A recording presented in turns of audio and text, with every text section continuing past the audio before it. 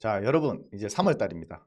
주식 투자하면서 1월부터 12월까지 조심 안 해도 되는 달은 한 달도 없습니다. 예. 하지만 이제 특히 이제 또 3월을 조심해야 되거든요. 그러면 왜 우리가 이제 3월을 조심해야 되느냐? 그 이유를 한번 알아봅시다. 3월이 되면 이제 감사 시즌이에요. 감사 시즌. 기업이나 이제 회사가 1년 동안 장사를 잘했는지 못했는지 이제 회계 장부를 작성할 거 아닙니까? 그럼 그 회계 장부가 제대로 작성된 건지 속인 건 없는지 이제 그런 걸 감사를 받아야 돼요. 그래서 이제 감사 시즌인데 만약 감사를 통과하지 못하게 되면 어떻게 됩니까, 여러분? 바로 상폐라는 걸 당하게 됩니다. 상폐, 상장 폐지. 말 그대로 이제 휴지 조각이 되는 뜻이죠. 그래서 상장 폐지가 뭐냐? 간단하게 말씀드려서 주식이 이제 상장됐으니까 우리가 거래를 할 거 아닙니까? 그죠? 상장된 증권이 적격성을 상실해서 상장 자격이 취소되는 것을 말합니다. 그러면 거래가 안 되니까 당연히 휴지 조각이 된다는 거죠. 그래서 한국에서는 유가증권 시장, 이게 코스피죠. 코스피, 코스닥, 코넥스 시장에서 퇴출당하면 이제 상폐가 되었다고 봅니다. 그래서 상장 폐지가 되면 거래를 더 이상 어떻게 한다? 할 수 없다. 할 수 없게 됩니다, 여러분. 그래서 왜 감사 시즌에 이런 상장 폐지가 많이 발생하냐? 이 감사 보고서라는 걸 이제 제출해야 되는데요. 이 감사 보고서는 12월 달에 결산 후에 이제 90일 이내에 제출하게 돼 있습니다. 90일 이내. 그러면 자, 12월 결산이면은 90일 이내면 언제겠어요? 1월, 2월, 3월. 3월 보통 30일이나 31일이 되겠죠.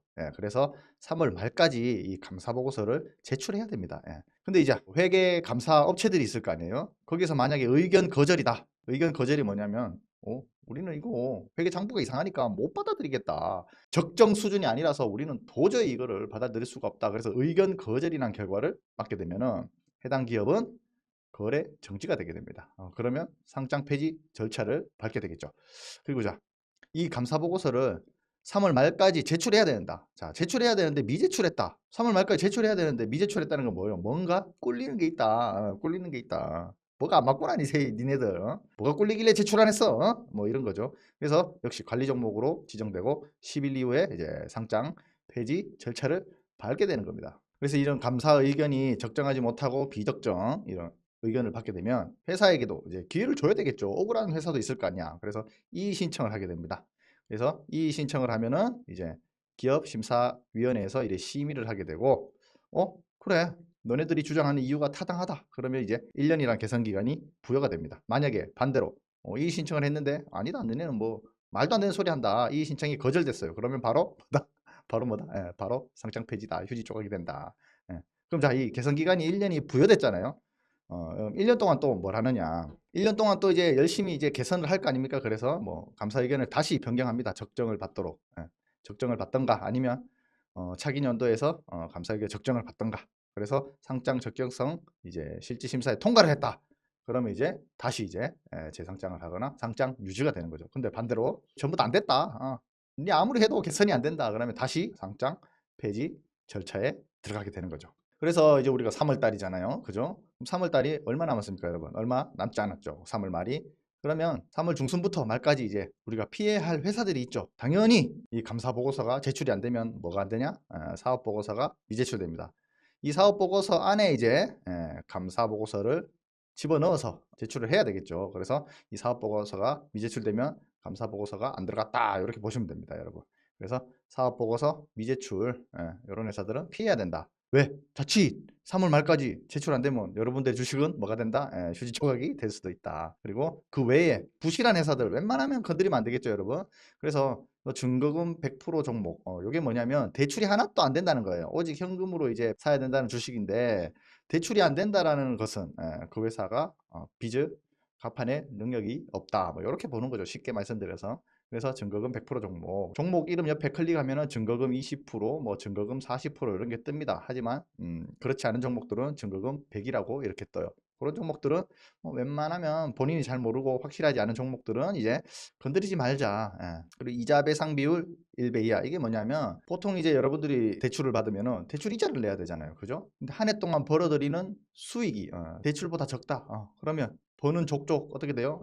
이자 갚기 바쁘잖아. 이자 갚기 바쁘잖아. 그래서 회사가 망할 가능성이 있다. 그래서 이자 보상 비율은 1배 이하는 빚을 갚기 힘들다. 이렇게 보거든요. 이런 회사 좀 조심하시고. 그리고 부채 비율이 뭐 300% 이상이다.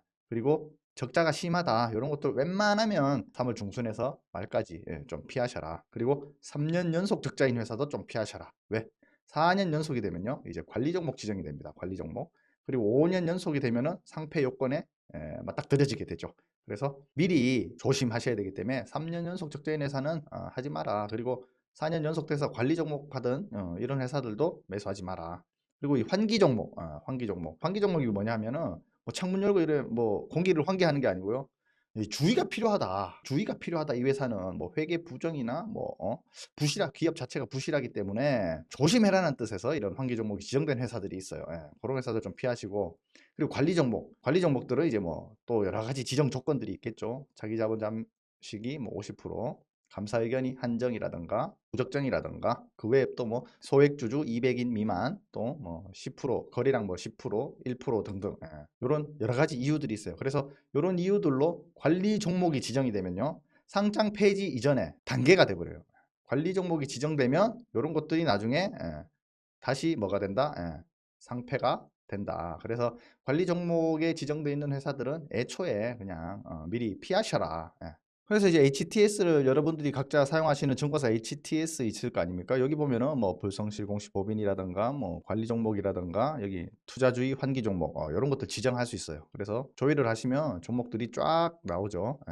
그래서 웬만하면 이런 종목들은 3월 말까지 웬만하면 매매하지 마세요. 그냥 왜 갖고 있던 여러분들이 갖고 있던 주식들이 종이 조각이 된다고 생각해봐요. 얼마나 억울하겠어요, 그죠? 그래서 이런 종목 제가 아까 말씀드린 종목들은 웬만하면 피하셔서 내가 갖고 있는 그런 자산, 소중한 자산, 그런 주식들이 종이 조각이 되는 것은 피하자.